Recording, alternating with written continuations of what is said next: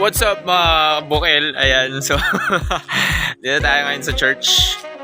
Yeah, may rehearsal kami today para sa crusade. Ayan. Magko-crusade. Na-invite kami para sa isang crusade. At magre-rehearse kami today. Pero bago ang lahat, maglalaro kami na Who's More Likely To? Yeah. Okay, so natin kung sino sa kanila ang mga guilty. Sana maging honest sila. So, let's go! Ayan, so, dito na yung music team. Mostly, no? Siyempre, kulang tayo. Wala si Mick. Wala si Jimboy. So, insert na lang. So, dito yung ating keyboardist, si Ate Jemmy. Yan. Sino naming drummer, si Kuya Ampot. Mayain. Si Ate Jo, yung aming bassist or bass player, and yung aming vocalist, syempre, the ever beautiful, right? Lovely. Yan, Princess Lovely. So ngayon, maglalaro kami ng Who's More Likely To or Who's Most Likely To, no? So, music team edition. Ayan. Basically, kung sila ay guilty dun sa tanong, ano mangyayari? Okay, ilulublob nila yung kanilang mukha dun sa arena. Okay, tingnan nyo, baka may piso dyan, ha? Okay, so, let's start. So, maging honest kayo, ha? Music team kayo, tapos ganyan kayo, hindi kayo, honest. Okay, so ready? Ready, music team? Ready! Wow, puno ng energy. Wala si hindi nagsalita. Kasi kanina pa siya kinakabahan. Okay, so let's start. Doon naman tayo sa pinakamadali. Who is the most likely to reply immediately? Nakakainis. Ba't sa akin agad? Bakit noo lang? O noo lang talaga yung marami sa'yo? Bigla!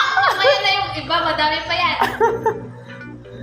Okay na? Bakit ko nagpupunta? Okay, number 2. Who is most likely to forget to return a borrowed item? Meron ba sa inyo? Nakakalimot magsauli?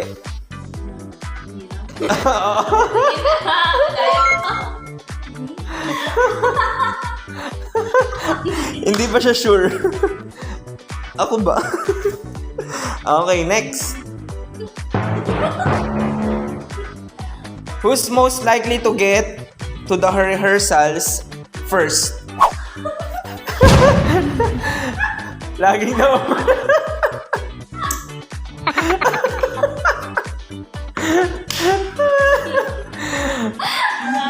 Ito, sigurado meron na to.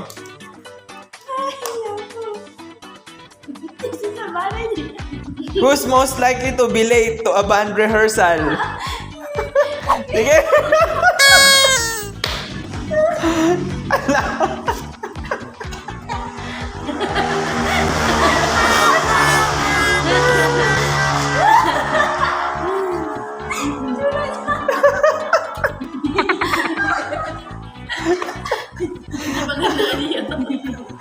Okay, next. Ready? Kaya pa ba? Kaya pa. Wala pa kayo nabili. Tingnan mo yung pinking na. Number 4. Ang daya eh. Datagilid eh. Ako maglulublob yan mamaya pag alam kong siya. Okay. Number 5. Who's most likely to start a song?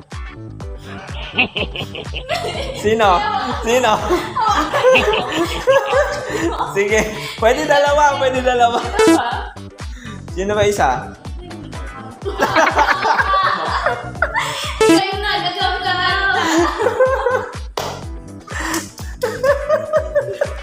Igaganon niya. Siya pala yun.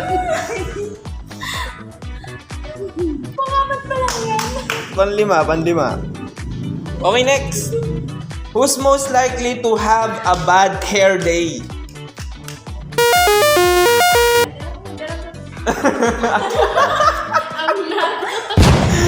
Bad hair day.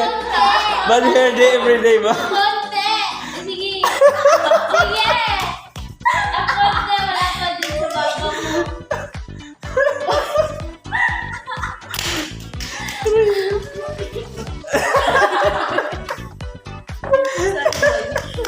Okay, next. Kami dito. Okay. Number 7. Who's most likely to be the band prankster? Madaya ka. Madaya ka. Uy, grabe naman. Bakit yung noon?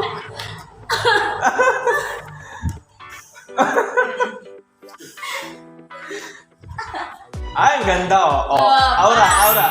Oh. Reverse na mo dapat yun. Oh, ah. Okay, next. Who's most likely to forget the chords or arrangements of the song?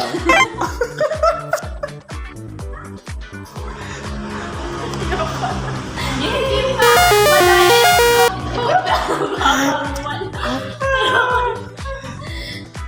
Okay, next.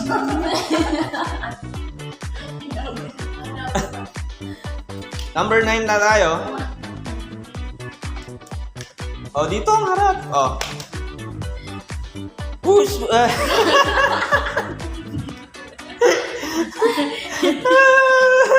Aray ko. Okay, next. Who's most likely to have a crush on youth camps?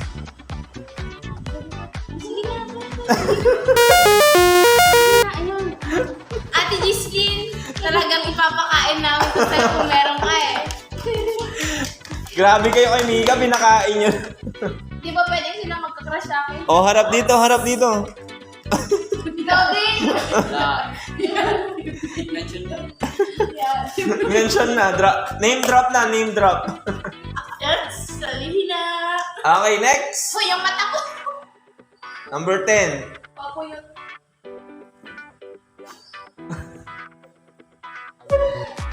Eh, Who's most likely to have the most difficult part of the song? Sino? Sila dalawa. hindi dapat gano'n?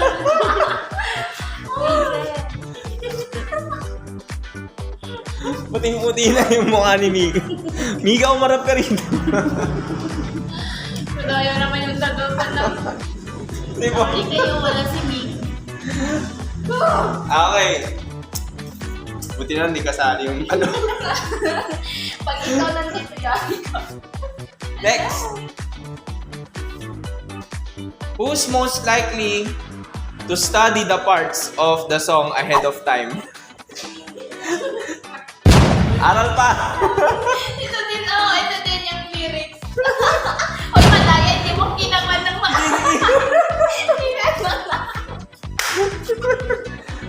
Hoy, Wala pa sa picture. Wala pa sa picture, Madaya kasi tayo.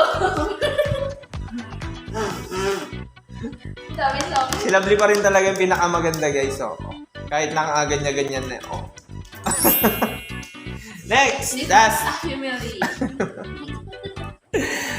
Lastly. Who's most likely to have the best OOTD during Sunday service? Ay, hindi maganda OOTD niyong dalawa? Sige. Hindi, tayo fashionista dito, guys. Sinong laging nakakaliwa ng bahay? Huwag dito. Bakit ka na? Bakit ka na? Nalilimutan cellphone, susi. Kasama ba yun? Pwede.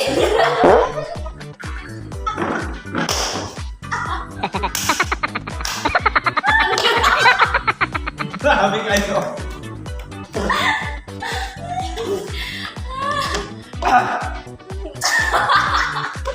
May question pa ba? And guys, so that's all for today.